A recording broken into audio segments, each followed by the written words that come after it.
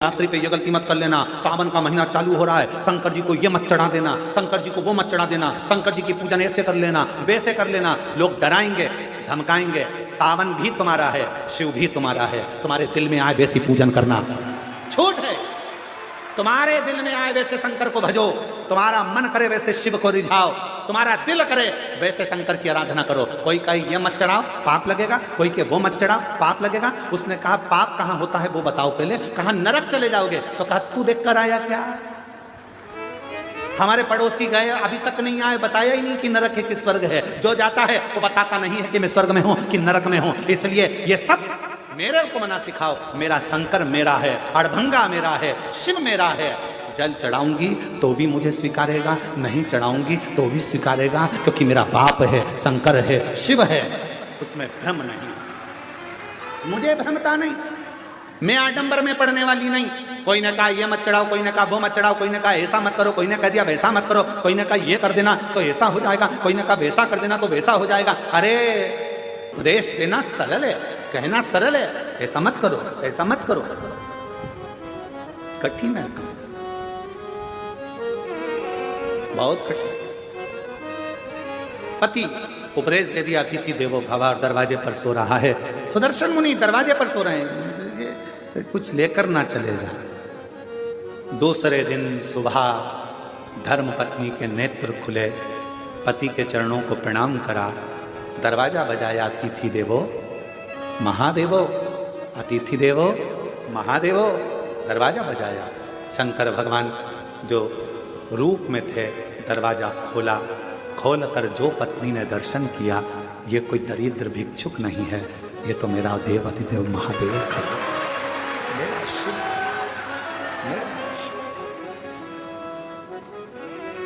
क्या देखा? अंदर झांक कर पत्नी ने देखा पूरा दरवाजा सोने से लदा हुआ था। जिस कक्ष में रात्रि में शिव रुके थे वो पूरा कक्ष हीरे और पन्नों से भरा हुआ था,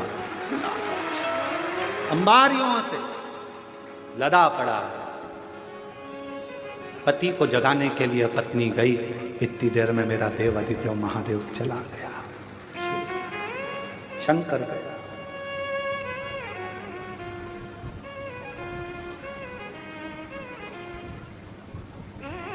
पत्नी ने पति के चरण पकड़ लिए। आपने कहा था अतिथि की सेवा करना, शंकर का दर्शन हो जाएगा। आपके बराबर दुनिया में कोई गुरु नहीं मिलेगा। आपके कहने पर मैंने अतिथि की सेवा करी और वास्तव में मुझे शिव का दर्शन हो गया। शिव का मुझे शंकर भगवान का दर्शन हो गया। ये कृपा नहीं तो क्या है? क्या है? मैं नहीं जानती थी कि वाणी पर भरोसा करा हुआ, शिव पर करा हुआ विश्वास एक ना एक दिन सुख प्रदान करता, आनंद प्रदान करता। शिव पुराण से नर्मदा पुराण का यह संबोधन है कि अतिथि देवो भव। अतिथि का सम्मान अगर दिल से करा जाए तो वो शिव का ही एक अंश माना जाए। यहाँ पर काशी वाले चतुर्वेदी जी आज आए हैं। कहाँ? ये काशी में जब कथा थी, हम विदा हो रहे थे, तब इनकी आंख में आंसू भरा हुआ। इनकी धर्म पत्नी और ये दोनों दोनों की आंख में आंसू था। और हमने पूछा हम जा रहे हैं इसलिए रो रहे हो क्या? तो कहा नहीं, हम इसलिए नहीं रो रहे। तो हमने पूछा फिर रो क्यों रहे हो? कहा इतने सारे शिव भक्त काशी में आए, हो सकता है उनके भोजन की व्यवस्था में कुछ कमी रह गई हो तो आंख में आंसू भर रहा हो सकता। साधु का चतुर्वेदी दोनों हो सकता है उनके सेवा में कोई कमी रहे, उनकी सेवा में कोई कमी हो। महाराज कुबेरेश्वर धाम पर भोजन व्यवस्था चलती है। हम हमेशा जब भी कथा कर कर सीहोर आते हैं तो अपने शिव भक्तों से, सेवादारों से एक ही बात करते हैं कि सबको भरपेट भोजन मिले, किसी से ऊंची आवाज में बात ना करें, किसी को अपशब्द ना कहें, किसी को ताना ना दें, किसी को आड़ा टेढ़ा ना बोलें, जो हो वो प्रेम से खिलाओ, पर किसी से कोई शब्द ऊंची आवाज में ना बोला जाए, क्योंकि अतिथि देवो भव, भगवान शिव का बुजुर्ग है, बूढ़ा है, जवान है, बच्चे हैं, बीमार है, अच्छा है, जैसा भी है मेरे बाबा का बेटा बेटी इस धाम में आता है, उसका सत्कार पूरा करो, उसका सत्कार पूरा करो, उसको कोई कमी नहीं रहना चाहिए।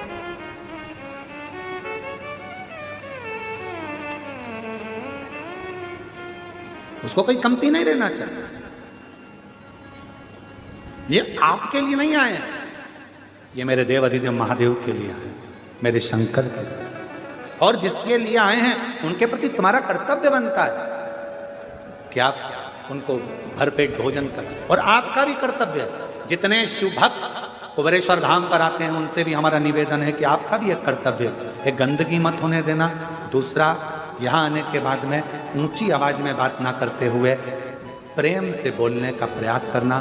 तीसरा, भोजन करो तो झूठा मत छोड़ना। चौथा, अपनी थाली अपनी प्लेट स्वयं मांजो, साफ करो और बाबा के भरोसे शिव नाम का जाप करो। यह अपना नियत, नीति और नियम, ये तीन हम करते चले जाओ। आपका नीति सही है, आप जगत कल्याण की बात करते हो, जगत उद्धार की बात करते हो, उसमें कोई आपका कोई विशेष आपके लिए कोई आवक का स्रोत ना सोचा जाए। आप तो केवल नीति के अनुसार कार्य करिए, नियत से, अच्छी नियत से कार्य करिए और नियम से काम करो। जिंदगी की सफलता आपके पास हो, आपके पास हो। अच्छा एक बात बताओ, बहुत लंबा रास्ता है, बहुत लंबा रास्ता है, बहुत ऊंचा रास्ता है, बहुत लंबा रास्ता है। इस रास्ते को काटना है तो सबसे ज्यादा जरूरी चीज क्या है? सबसे ज्यादा जरूरी चीज क्या है? रास्ते को काटना है। रास्ता लंबा है, मंजिल दूर है, ऊंचाइयां बहुत है, तो इस रास्ते को काटने के लिए सबसे जरूरी चीज क्या है?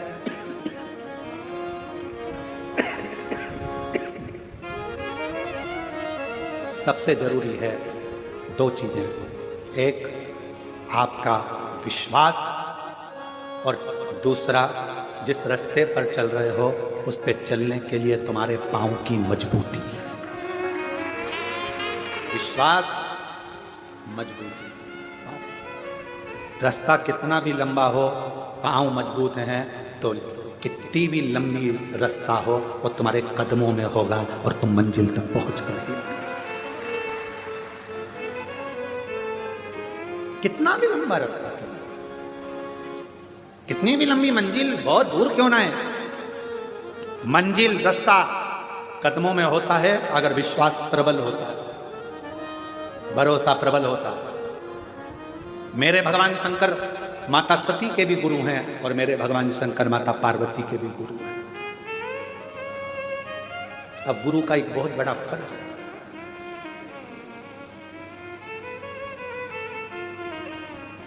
जितने चेलों को गुरु मंत्र मिलता है, जितने चेलों को गुरु गुरु मंत्र देता है, अगर वो चेला कोई गलत काम करता है तो सबसे ज्यादा चेले को कम गुरु को भोगना पड़ता है। किसको भोगना पड़ता है? गुरु को, क्योंकि उसने मंत्र दिया है, उसने जन्म दिया है दूसरा। इसलिए गुरु दीक्षा देने वाला गुरु अपने शिष्य, क्यों साहब कितने साल कथा सुनी, कहाँ कहाँ सुनी, किस किस पंडाल में सुनी, सेवा करी, कथा सुनने के लिए गए थे? हाँ, हम बैठे थे पंडाल में, कथा सुनी। मैं 4 साल से टीवी पर सुन रही हूँ। गुरु देख लेता है ये जो शंकर की भजन, ये मेरे से गुरु मंत्र लेने नहीं, शिव का मंत्र लेने के लिए आई है, शिव का मंत्र लेने के लिए आया है। अगर इसने कथा में दिल लगा लिया, इसने पूरा भरोसा यदि शंकर पर कर लिया, तो इसने अगर गुरु मंत्र ले लिया तो एक दिन ये शंकर के चरणों में जरूर पहुंचेगा।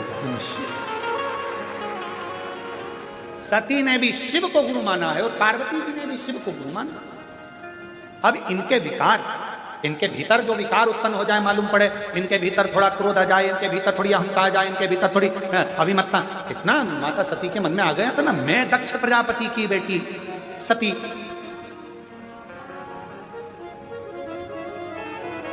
और मुझे कुंभज ऋषि के आश्रम में कथा सुनाने लेकर जा रहे। विवाह के बाद तो लोगों को कहां जाना चाहिए और लोग कहां जा रहे हैं? आप कहां लेकर जा रहे हो मेरे को? कितना सुंदर कहा है,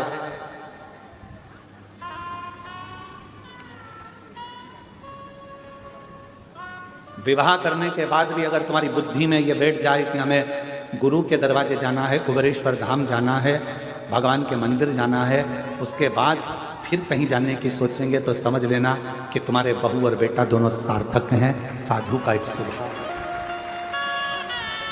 सार्थकता है, साधुता है। जैसे कहाँ जा रहे, कहाँ हम उज्जैन जा रहे हैं, कहाँ जा रहे हैं, हम ओमकारेश्वर जा रहे हैं। अच्छा, मतलब मध्य प्रदेश आने वाले हो? हाँ। और तुम्हारे मन में आ गया, अरे भैया मैंने सुना है मध्य प्रदेश में सीहोर जिला है, सीहोर जिले में सीहोर के पास में 11 किलोमीटर दूर पर, रेलवे स्टेशन से 11 किलोमीटर दूरी पर कुबेरेश्वर बाबा का धाम है, जहाँ का कंकर शंकर के रूप में पूजाता है। मेरा मन है मैं थोड़ी देर वहाँ भी दर्शन कर जाऊं। ये तुम्हारे भीतर की एक आनंद का, ये तुम्हारे भीतर की एक श्रेष्ठता है कि तुम्हारे अंदर ये उत्साह उत्पन्न हो रहा है कि मैं कुबेरेश्वर धाम जाऊं, कंकर शंकर की भूमि पर जाऊं, शिव धाम जाऊं। और यहां मिलना कुछ नहीं। आप सोचो कि कई लोग कहते हैं हम वृंदावन जा रहे हैं, वृंदावन में बिहारी जी के भी दर्शन होंगे, रंगनाथ जी के भी दर्शन होंगे, यहाँ भी होंगे, वहाँ भी होंगे, बाबा का गोवर्धननाथ जी बाबा की परिक्रमा भी होगी, यमुना जी का स्नान भी होगा। कोई कहे हम अवध जा रहे हैं, वहाँ पर मां सरयू जी का दर्शन होगा, स्नान होगा, पूजन होगा, राम जी का दर्शन होगा, कनक बिहारी जी का दर्शन होगा, ये होगा। कोई कहे हम काशी जा रहे हैं, वहाँ पर विश्वनाथ जी का दर्शन होगा, काल भैरव का दर्शन होगा, महामृत्युंजय भगवान का दर्शन होगा, नर्मदेश्वर भगवान का दर्शन होगा, ओंकार बाबा का दर्शन होगा। सबके मन में भाव, पर अलग से अगर आपके मन में यह भाव उत्पन्न हो रहा है कि हमें कुबेरेश्वर धाम जाना है, तो वहां आसपास में कुछ भी नहीं मिलेगा, मिलेगा तो केवल रोड से भी दूर ये बस्तियां जो तुम अब देखते हो ना, होटलें बनी हैं, दुकानें बनी है, या दुकानें, यहाँ कुछ भी नहीं था, कुछ भी नहीं। और पूछना ये गांव के लोगों से, यहाँ के गांव के आसपास के लोगों से, कुछ भी नहीं था। मां रोड से यहाँ गौशाला तक आने के लिए लोगों को किसी का इंतजार करना पड़ता था कि कोई आएगा तो उसकी गाड़ी के पीछे गाड़ी ले लेंगे, या फिर कोई आएगा तो उसके साथ में बात करते करते चले जाएंगे। इतना लोगों के अंदर भय रहता।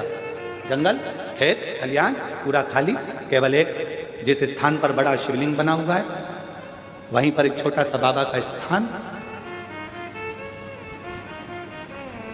और बाबा की अविरल भक्ति, कुछ भी। जिस नाव वाली बिल्डिंग में राम जी बैठे हुए हैं, उसी के नीचे छोटा सा टीन का एक छपरा, जिसमें हम, आप पूछना गांव के लोगों से, वहीं पर पूड़ी बनाते, वहीं पर रोटी बनाते।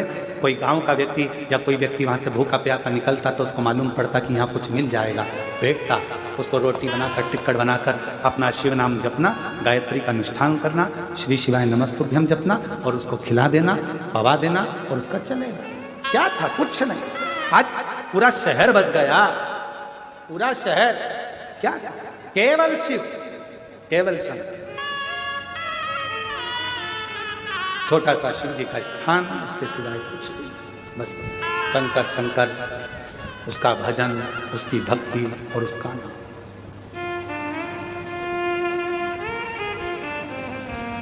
कई लोग कहते हैं गुरुजी आपने वृंदावन नहीं चुना। कल हमारे चतुर्वेदी कह रहे थे कि वृंदावन नहीं चुना, अयोध्या नहीं चुना, उज्जैन नहीं चुना, आपको यही जगह चुनी जहां पर बिल्कुल एकांत अलग साइड में। हमने कहा हम नहीं चुनते, उसने हमको सीहोर के लिए चुना, तो जगह भी तो वही चुनेगा। एक स्थान पर बैठकर 108 बार श्री शिवाय नमस्तुभ्यम मंत्र का जाप किया, बाबा से प्रार्थना करी, 5 कंकर बीन कर पूजन करी, 1 कंकर साथ ले गए, बाबा से विनय कर रुद्राक्ष मांगा, ले गए। जो कामना कर आए हो, मेरा विश्वास कहता है 3 महीने में बाबा वापस बुला लेगा। इन जजमानों में कई जजमान ऐसे बैठे हैं जो हर साल जजमान बन पाए, प्रति वर्ष यहां पर भी बनते हैं, 12 ज्योतिर्लिंग में भी बनते हैं। बड़ी कृपा शिव करता, बनते रहते। आए दिन समिति को रोकना पड़ता है इन लोगों को। वो एक माता बेटी है महाराष्ट्र वाली, तो ये इनको अब की बार समिति ने मना किया, नहीं अभी हमारे जजमान बहुत सारे हो गए, तुम्हारे हर बार बन जाती है, हर बार आएंगी और तुरंत करेंगे अगला नाम लिख के रखो, अगला नाम लिख के रखो। एक वो बैठे होंगे मुंबई वाले, कहाँ रखे गए कि हैं? हाँ ये बैठे, ये हर साल नाम लिखा कर चले जाते, अगला फिर लिख दो हमारा, फिर लिख दो हमारा, फिर लिख, ये ऐसे कई, ये अम्बाला बीटा वाले बैठे हुए हैं, कई लोग बैठे ढेर। फिर लिखवा देंगे, फिर लिखवा देंगे। समिति को मना करना पड़ता है, नहीं नहीं अभी रुको, अगली कथा में बनना, अभी दूसरे को मौका मिलने दो, फिर अगले को मिलने दो। क्या देता है बाबा? सियोर वाला महाराज कुछ नहीं देता, कुछ भी नहीं, केवल एक ही काम करता है सियोर वाला महाराज, तो कहता है कि सारी समस्या का हल, एक लोटा जल और श्री शिवाय नमस्तु। मन करे तो जपो, दिल करे तो भजो, और अगर किसी के कहने में आ जाओ और तुम जल पीना भी बंद कर दो तो तुम्हारा मन, बेलपत्र खाना भी बंद कर दो तो तुम्हारा मन, मंदिर जाना भी बंद कर दो तो तुम्हारा मन, और कथा सुनना भी बंद कर दो तो तुम्हारा मन। हम तो ये शिव नाम लेने के लिए जन्मे हैं और उसका नाम लेते लेते ही परमात्मा की शरणागति प्राप्त करें, यही भजो तो ठीक, ना भजो तो ठीक। तुम्हारा मन करे कि हाँ मैंने शिव पुराण सुनी है, मेरा दिल करता है मंदिर जाना चाहिए तो जाऊंगा। फिर किसी ने कह दिया ऐसा मत करो, ऐसा करने से पाप लगेगा, हम निपट लेंगे ऊपर जाकर, कितना पाप लगेगा देखेंगे।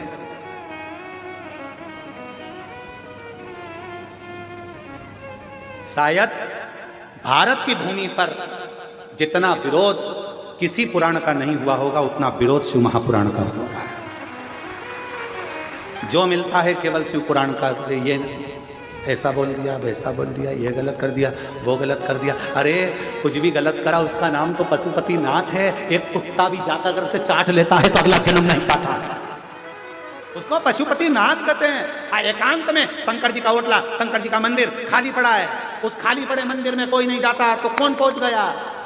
कुत्ता। कौन पहुंच गया? गाय। कौन पहुंच गया? पशु पक्षी जानवर जीव सांप बिच्छू सब उस मंदिर के अंदर होंगे, शंकर जी से चिपके रहेंगे, शिवलिंग से चिपके रहेंगे। चीता शिवलिंग के पास, चींटी शिवलिंग के पास। किसी मंदिर की बड़ी बड़ी मूर्तियों का दर्शन करिए, बड़े बड़े इष्ट भगवान का दर्शन करिए, किसी मंदिर में तुम्हें चीटा चीटी नजर नहीं आएंगे, शंकर जी के पास सब चिपके रहेंगे। फूल में इल्ली, वो भी शंकर जी से चिपकी, वो भी चिपकी, और ऐसे चिपकी ऐसा लग रहा है जैसे पूछो मती कि इतने प्रेम से कैसे चिपकी।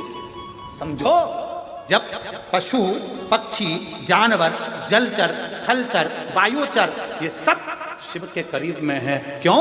क्योंकि उसका नाम विश्वनाथ है। वो सारे विश्व के वासियों को, चाहे जो भी जीव है, उसको अपना बना लेता है। लोग कहते हैं पाप लगेगा, शिव महापुराण की कथा कहती है भगवान का जल पीने से पाप नहीं। शिव पुराण की कथा कहती है अगर कोई शंकर जी का प्रसाद लेकर जा रहा है, उसका मात्र दूर से खड़े होकर भी दर्शन कर लिया जाता है, तो फिर उसके परिवार की 71 पीढ़ियां बैकुंठ चली जाती है, भोगना नहीं पड़ता है। यह शिव पुराण में लिखा है। विद्येश्वर संहिता के अंदर शिव महापुराण में लिखा कि शिव जी के प्रसाद का मात्र दर्शन करने से भी 71 पीढ़ियां तर जाती है, 71 पीढ़ियां। तो फिर शिव तत्व क्या, उसको समझे तो। शिव माता पार्वती जी ने शंकर को अपना गुरु माना, और गुरु का फर्ज है विकारों को हर लेना, कष्टों को हर लेना, तकलीफों को हर लेना।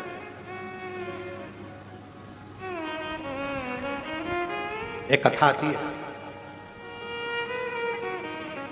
दारूका नाम का एक असुर है।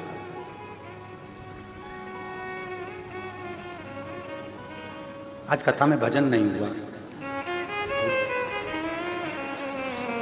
भजन ले थोड़ी देर से लेते हैं, अब कथा चालू हुई है तो थोड़ा विचार। एक दारूका नाम का असुर, ठीक है, नींद तो नहीं आ रही है ना? हाँ ठीक है, दोनों हाथ उठाकर एक बार हर हर। एक दारूका नाम का असुर, उसने ब्रह्मा जी का तप करा, और ब्रह्मा जी से तप कर कर उसने मांगा कि मेरे प्राण नहीं छूटे। अच्छा, जितने भी असुर थे ना, ये सोचते थे कि मैं मरूंगा, पर मरना तो पड़ता था।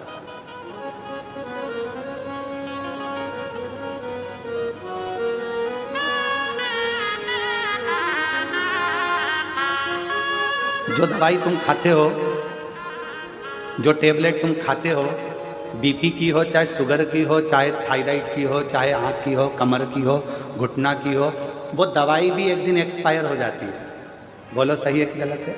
इसलिए लेने से पहले देखना पड़ता है एक्सपायर डेट।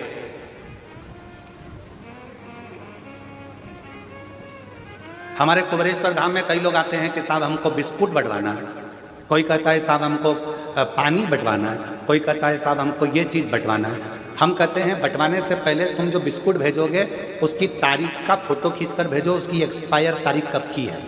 तो हम धाम पे से बटने देंगे, मालूम पड़े एक्सपायर हो गई, किसी काम की नहीं रही, और तुमने कहा कहाँ दिया तो क्या धाम पे दिया, वहाँ इतने लोग आते हैं, बढ़ जाएगा। सीहोर कुबेरेश्वर धाम पर तो किसी के घर में अगर शादी में बूंदी लड्डू भी ज़्यादा बन जाते हैं, और अगर वो देना भी चाहें तो सीहोर कुबेरेश्वर धाम पर नहीं लिए जाते हैं। क्यों? यहाँ बाबा का धाम है। जो बाबा को भोग लगेगा, जो बाबा की प्रसादी बनेगी, भले रूखी बने, सूखी बने, खिचड़ी बने, जो मेरा कुबेर भंडारी खाएगा पाएगा वही उसका शुभ भक्त पाएगा, उसके सिवा कोई नहीं। कुबेर भंडारी जो पाएगा वो पाएगा। तो हमारे यहाँ पहले एक्सपायर तारीख देखी जाती है। लाओ जरा बिस्कुट का पूरा लाओ, देखो इसमें तारीख क्या लिखी है। हमारे यहाँ विनय छोटे भाई वो पूरी एक्सपायर पहले देखे, लाओ जरा बिस्कुट लाओ, फिर एक्सपायर की तारीख निकालेगा। एक्सपायर, ये खोखा बेकार हो गया, इसको भट्टी में डाल दो, चूल्हे में डाल दो, सब्जी बन रही है चूल्हे के अंदर डाल, ये किसी काम का। दवाई एक्सपायर हो जाती है, एक दिन तुम्हें जीवित रखने वाली दवाई भी एक्सपायर हो जाती है। शिव महापुराण की कथा कहती है दवाई एक्सपायर हो उससे पहले उसको खा लो, और तुम एक्सपायर हो उससे पहले शिव नाम गा लो, इससे बढ़कर सुख नहीं। भजन करो, स्मरण करो, कीर्तन करो। एक दारुका नाम का असुर, एक दारुक था, एक दारुका नाम का असुर ब्रह्मा जी से वर मांगा, मैं मरूं ना, मेरे प्राण ना छूटे, मेरे प्राण ना छूटे, मैं मरूं ना। ब्रह्मा जी ने कहा ये तो नहीं हो सकता, देखो भाई मरना तो पड़ेगा, और मेरे जीजा जी और मेरी जीजी जी, मेरी जीजी और मेरे जीजाओं, मेरी बेटियों बेटाओं, मेरी माताओं, मेरे भाई, मेरी बहन, मेरे बंधुओं, ध्यान रखना शरीर मनुष्य का मिला है। कहते हैं इस मानव शरीर को पाने के लिए तो देवता भी तरसते हैं, और इतना अच्छा कीमती शरीर मिला है, इस कीमती शरीर में खूब मेहनत करो, और खूब मेहनत के साथ में, परिश्रम के साथ में, विश्वास रखकर शिव की आराधना करो, एक ना एक दिन भगवान तुम्हें मंजिल तक पहुंचा। कीमती है मानव देह, और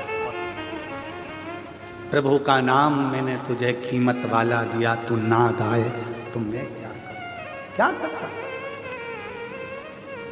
क्या कर सकते। मिलाए शरीर, करो भजन।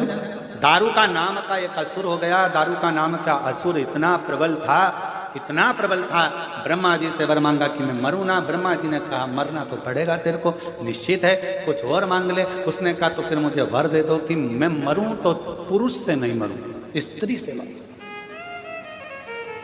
एक स्त्री से। अच्छा, असुरों में भी ज्ञान नहीं होता था, ऐसी बात मांगते स्त्री से मरूं, अब उसको कौन समझाएगा, पुरुष से ज्यादा भारी पड़ती है, कौन समझाए। ये जब अपनी वाली पे आ जाए जुड़ब मान के बोल करी जरा, फिर बोल। अब दारू का कह रहा है कि मैं स्त्री से मरूं। ब्रह्मा जी मुस्कुराने लगे। ब्रह्मा जी को मालूम था तू हल्के में ले रहा है, हल्के में।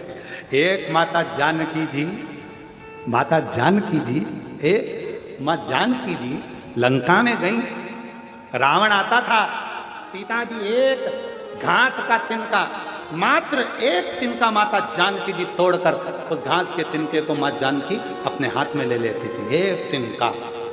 और रावण कहता था ए सीता, जानकी जी से कहता तिनके को देखती रहती है, मुझे तो देख। रावण का समझ नहीं पाया कि इस घास के तिनके में ऐसा क्या था। रावण को कौन समझाए ये वो घास का तिनका सीता जी हाथ में क्यों लेती है, क्योंकि जब जानकी जी विवाह कर कर आई थी, कौशल्या मैया ने कहा था घर की बहू मीठा भात बना, खीर बना। जानकी जी ने खीर बनाई, ससुर जी के सामने परोसी। सीता जी उधर गई, खिड़की में से हवा चली, एक तिनका खीर में चला गया। सीता जी ने जो देखा, खीर में तिनका पड़ा है। ससुर जी खाएंगे, दशरथ जी कहेंगे कि बहू ने कचरे की खीर दे दी, क्या करूं। खिड़की में से सीता जी ने पल्लू लिया और उस खीर में देखा। जैसे ही खीर में देखना चालू करा, खीर में जो तिनका पड़ा था घास का, वो वहीं पर जल के भस्म हो गया। दशरथ जी ने देख लिया, सीता जी ने खीर में पड़े हुए तिनके को जलाकर भस्म कर दिया मात्र देखने से। दशरथ जी ने बहू की मुंह दिखाई का समय था, बेटी को क्या दूं, तूने मुझे मीठी खीर खिलाई है। बेटा, ससुर का फर्ज है पहली बार अगर खीर खावे, मीठा भात खावे तो कुछ देना चाहिए।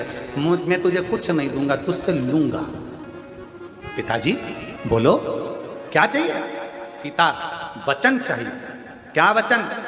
जैसा तूने आज इस तिनके को देखा, ऐसा घूर कर किसी को मत देखना, किसी को मत। जब जब रावण आता था सीता जी तिनका ले लेती थी, इसी के चक्कर में बचा है, नहीं तो अभी तक तो निपटा देती तेरे को।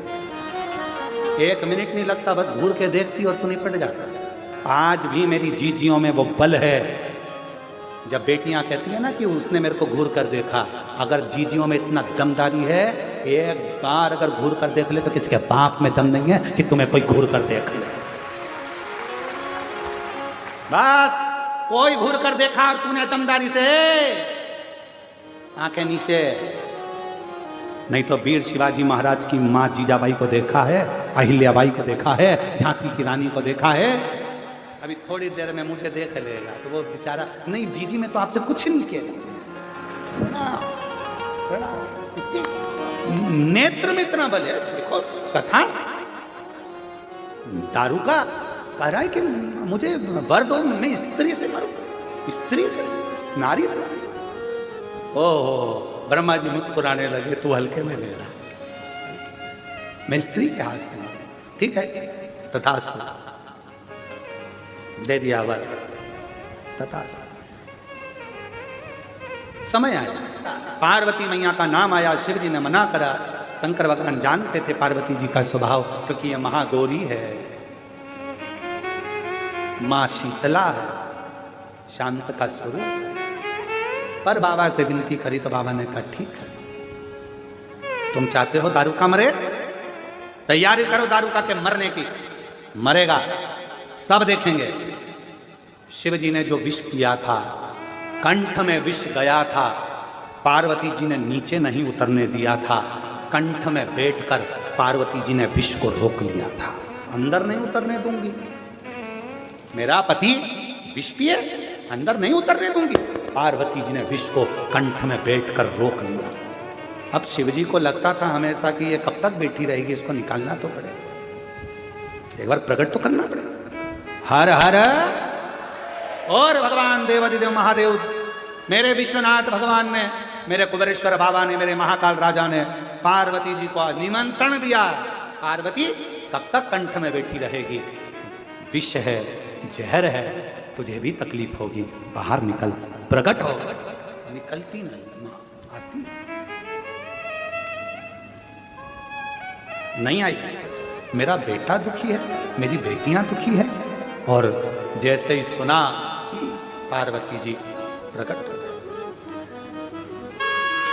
उस समय पर मां पार्वती पार्वती नहीं थी, पार्वती माता नहीं थी।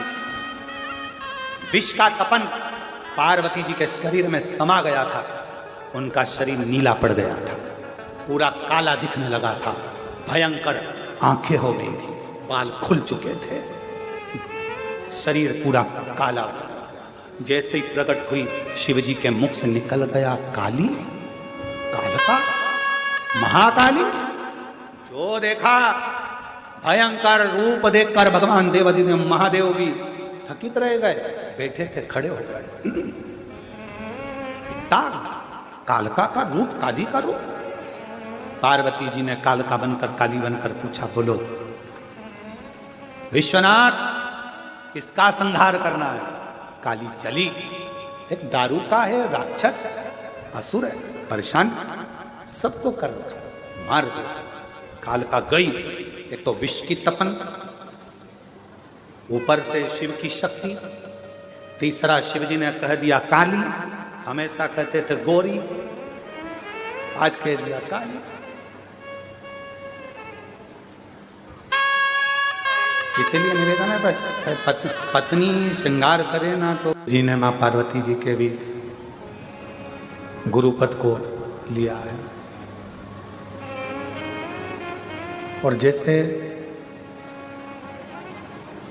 एक गुरु समय समय पर उपदेश भी देता है तो परीक्षा भी लेता है।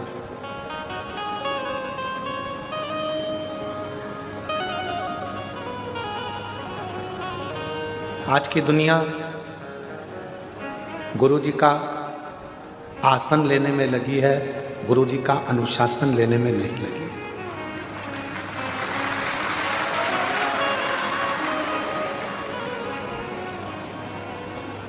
आज के ज़माने में ये सोचा जाता है कि गुरु का आसन कब खाली हो, गुरु जी ऊपर जाएं और हम आसन पर बैठ जाएं।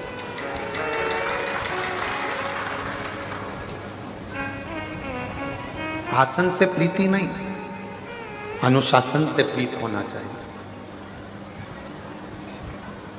यदि गुरु जी के बतलाए हुए अनुशासन पर आप चल रहे हो, गुरु जी ने कह दिया कि ऐसा मत करो, मत करो। गुरु जी ने बोल दिया ऐसा करो, कर लो।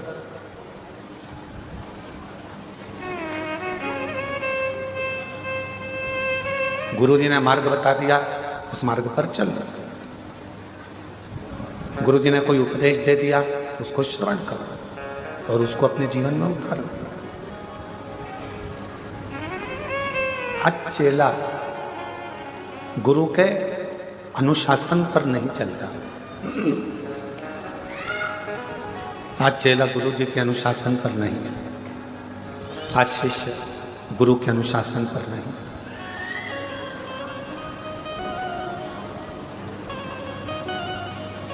आसन जब गुरु चला जाएगा, गुरु जब देह तो त्याग देगा, देह का त्याग कर देगा, तो आसन तो किसी को भी मिल जाएगा। सिंहासन तो किसी को भी, ये चल रहे हैं, सिंहासन तो किसी को भी मिल जाएगा। और चोंगे जैसी आवाज आ रही है, थोड़ा सेट तो करो उसको।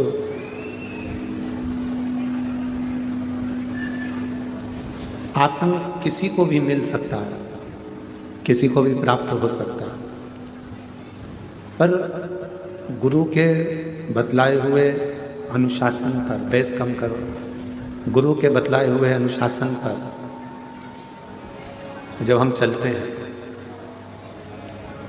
तो ये निश्चित है, केवल गुरु का आसन ही नहीं, कहीं ना कहीं भगवान सद्गुरु की कृपा हो जाती है और ऐसा सिंहासन मिल जाता है कि फिर आसन की कोई कामना ही नहीं। फिर आसन की कोई कामना नहीं।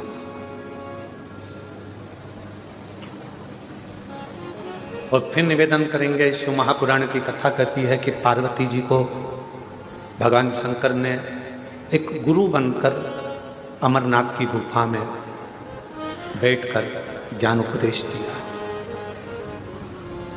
मां सती को शिव जी ने जब कुंभज बाबा के यहाँ से कथा श्रवण कर आ रहे थे, तो कथा सुनकर आते समय बीच में रुककर ज्ञान उपदेश दिया है।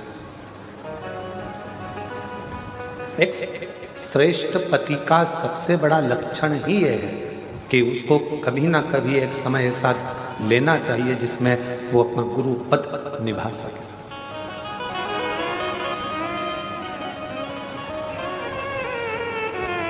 वो अपना गुरु पद निभा सके। और यहां तक कहेंगे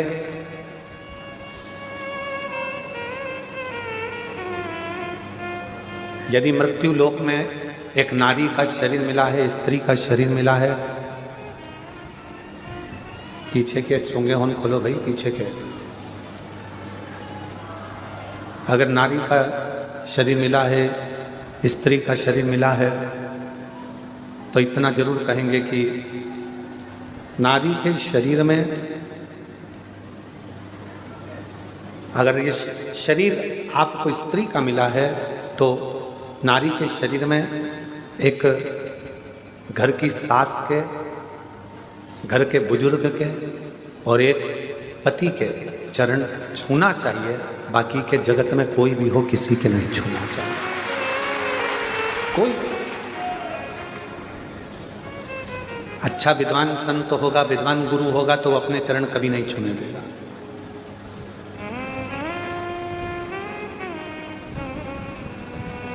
कोई सदगुरु होगा, संत होगा, साल में एक बार कभी गुरु पूर्णिमा महोत्सव आ गया, गुरु पूर्णिमा का उत्सव आ गया तो चरण भले छूने दे, चरण को स्पर्श करने दे, पर बाकी के समय स्त्री से चरण नहीं छुआ।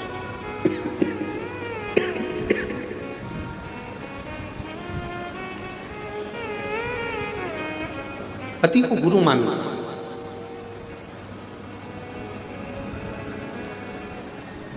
आप उसके चरण का स्पर्श करें।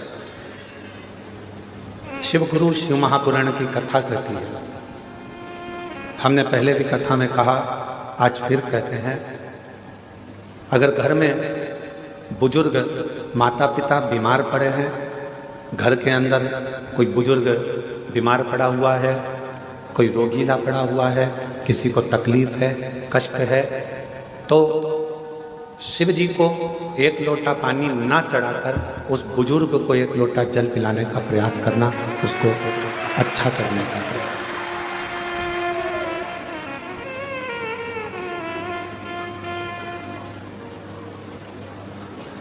आज के जमाने में सबसे बड़ी परेशानी एक ही है कि लोग जगत के गुरुओं के पास तो जाते हैं, पर घर में बैठे हुए माता पिता रूपी गुरु का सम्मान नहीं कर पाते। और माता गर्भ में भी जो ज्ञान दे, गर्भ से निकलने के बाद भी जो ज्ञान उपदेश दे, उलझनों से निकालते निकालते तो पहुंचाते वो जगत की एक माँ होती है। एक माँ, एक पिता उलझनों से निकालता हुआ तुम्हें सतमार्ग पर लेकर चला जाता।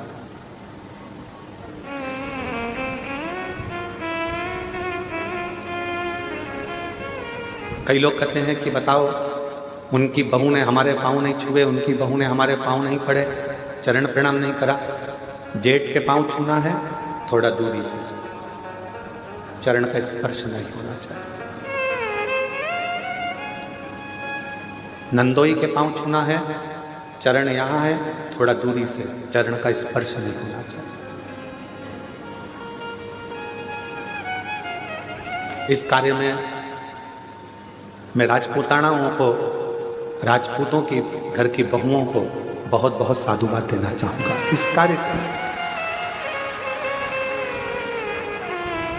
राजपूतों के, राजपूतानाओं के घर की जो बहुएं होती हैं, राजपूतों के घर की जो बहुएं बेटियां होती हैं, सिर पे पल्लू लेकर अगर किसी के चरण भी छूना है तो अपने पल्लू का एक सिरा लेकर जमीन को रखकर जमीन को ही वो प्रणाम करते हुए उनको नमन कर लेती हैं, खम्मा घड़ी कर लेती हैं।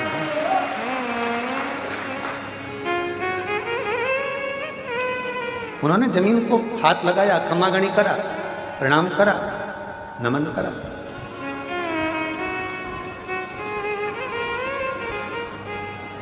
ये हमको संस्कार प्राप्त होते हैं।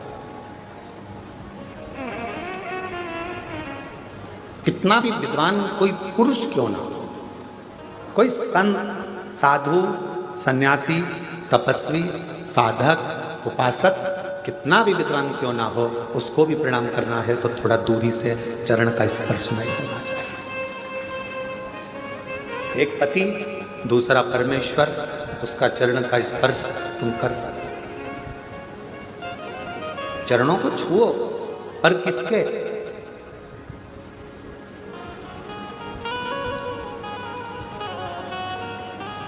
एक मेरे देव अधिदेव महादेव के मंदिर में पहुंचो, मेरे शंकर की चौखट पर जाओ, शिव जी के द्वार पर जाओ, तो शंकर भगवान का अगर मौका लगे आप लोगों को, अगर कहीं ऐसा शिव कृपा कर दे और शंकर जी की करुणा से अगर मौका लग जाए तो शिवलिंग का स्पर्श, जलाधारी का स्पर्श, और अगर नहीं मौका मिलता, किसी किसी मंदिर में जल चढ़ाने का भी मौका नहीं मिलता, किसी किसी मंदिर में जल चढ़ाने के लिए भी अंदर नहीं जाने देते, कोई बात नहीं, मन के हृदय में शिव को बिठाओ और भक्ति का जल अपने मन से चढ़ाओ, शिव उसको भी स्वीकार करो।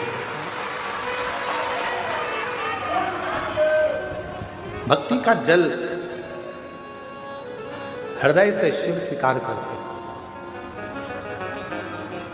और यदि भक्ति नहीं है तो फिर वो तुम्हारा जल चढ़ाना व्यर्थ है। और कितना सुंदर शिव महापुराण की कथा कहती है कि नियत नीति और नियम, ये तीन चीजें हैं। एक है तुम्हारी नियत, दूसरे नंबर पर है नियम और तीसरे नंबर पर है नीति।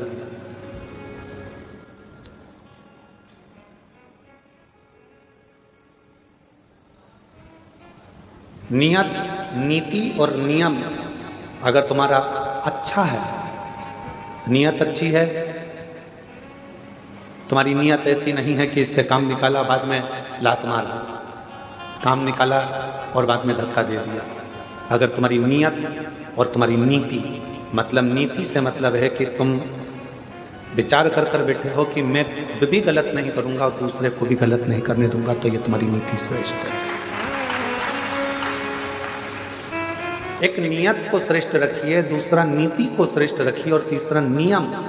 अपने जीवन में एक नियम अवश्य, मुझे शंकर जी के मंदिर जाना है, एक लोटा जल चढ़ाना है, भगवान शिव के मंदिर जाना है, शिव की आराधना करना है, शिव की अर्चना करना है, शिव की चाकरी करना है, ये तुम्हारा नियम। भला हो बुरा हो जैसा भी हो, मेरा पति तो मेरा देवता है। तुमने नियम बना लिया कि मैं अपने पति के रोज चरण छूंगी, मैं अपने घर के बुजुर्ग का, घर के बड़ों का रोज चरण छूंगी। कोई एक नियम, पक्षी को दाना देने से लेकर चींटी को थोड़ा सा अन्न का भाग देना, पक्षी को दाना देना, मछली को दाना देना, गौ माता को रोटी देना, कुत्ता की रोटी निकालना, या अपने दरवाजे पर आए हुए अतिथि का सत्कार।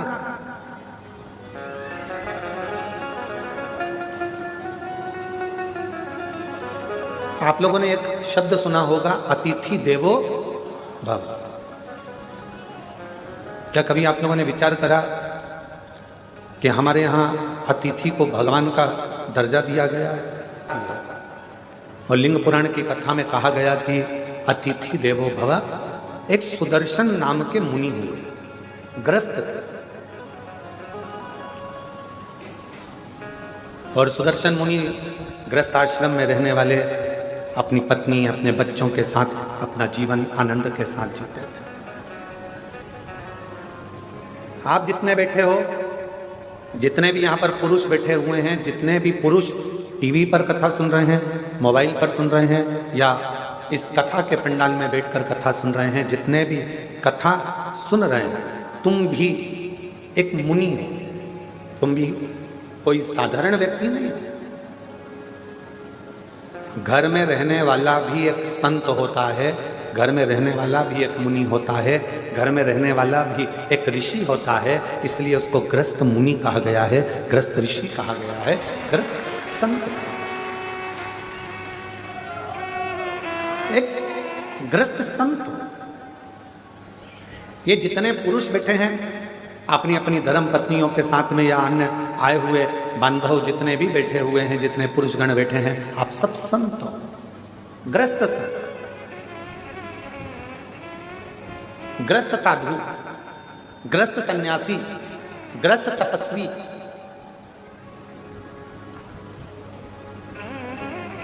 बाहर रहने वाला संत पुरुष अपने बच्चों का भी पालन कर रहा है, पत्नी का भी पालन कर रहा है, माता पिता का भी थोड़ा ध्यान रखकर उनकी भी औषधि दवाई गोली सब करवा रहा है, और साथ में कमाने भी जा रहा है, और आते जाते समय मुख से राम नाम, कृष्ण नाम, शिव नाम, श्री शिवाय नमस्तुभ्यम कह रहा है। समझ लो वो संत ही है, साधु।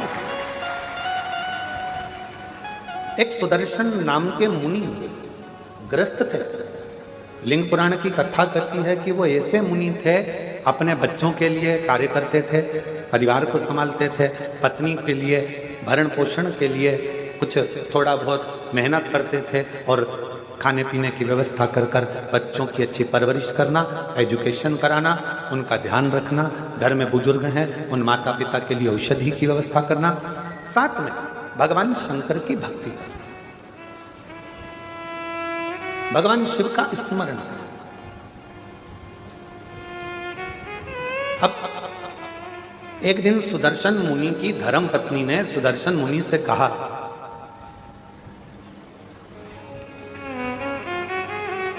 कि मैं बच्चों में व्यस्त रहती हूँ, बच्चों की परवरिश में व्यस्त रहती हूँ, मैं भगवान के मंदिर नहीं जा पाती हूँ, भगवान का भजन नहीं कर पाती हूँ।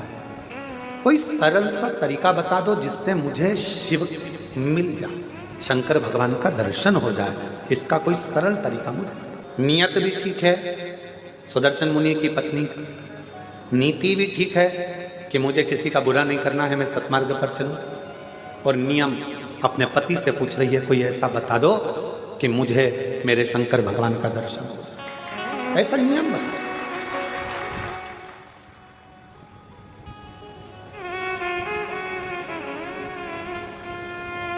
कोई ऐसा उपाय हो आपके पास में जिससे शंकर भगवान का मुझे दर्शन हो, वो उपाय बता। सुदर्शन मुनि ने कहा कि तुझे बच्चों से फुर्सत नहीं मिलती, दिन रात तू व्यस्त रहती है, भोजन बनाती है, माता पिता को खिलाती है, परिवार में रहती है, बच्चों की परवरिश करती है, थक जाती है, तुझे मैं क्या उपाय बताऊं। पर पत्नी ने जिद पकड़ ली, कोई ऐसा उपाय बताओ मुझे कि मुझे शिव मिले। तब सुदर्शन मुनि ने कहा कि एक काम करो, कोई भी अतिथि अपने घर में आए उसकी सेवा दिल से करना। भोजन मांगे भोजन दीजिए, पानी मांगे पानी मांगे, उसकी पूरी व्यवस्था करना। एक ना एक दिन तुम्हें शिव का दर्शन जरूर होगा, शंकर जरूर होगा।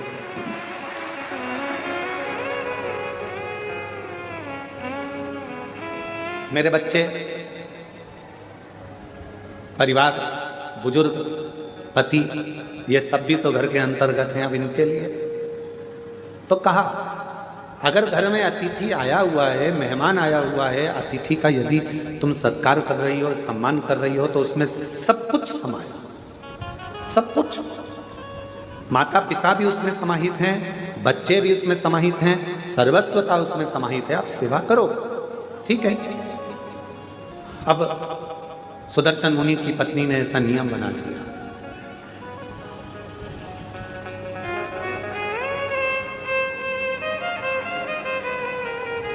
सुदर्शन मुनि की पत्नी ने ऐसा नियम बना लिया कि अब घर में कोई भी अतिथि आए उसका सम्मान करती है, उसका आदर करती है, उसका सत्कार करती है।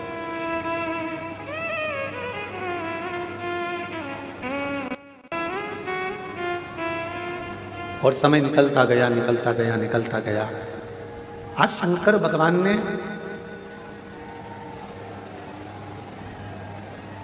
एलईडी बंद है क्या कि आवाज नहीं आ रही है?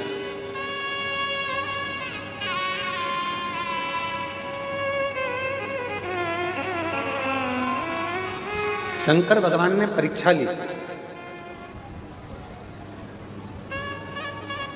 और सुदर्शन मुनि की परीक्षा लेने के लिए शिवजी अपनी धर्म पत्नी को बोल कर गए, पार्वती जी को, कि आज मैं एक गृहस्थ संत की पत्नी की परीक्षा लेने के लिए जा रहा हूं।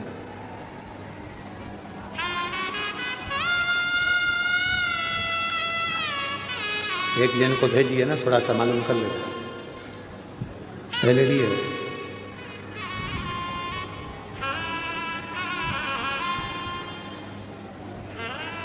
आज मैं जाकर एक गृहस्थ मुनि की, एक गृहस्थ संत की पत्नी की परीक्षा लेकर आ गया।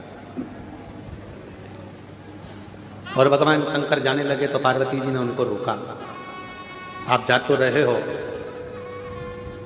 बहुत भोले हो, मैं जानती हूं कि तुम जाओगे और अगर उसने तुम्हारी सेवा करी, परीक्षा में तो पास हो गई, तो तुम कुछ ऐसा वैसा देकर मत जाना।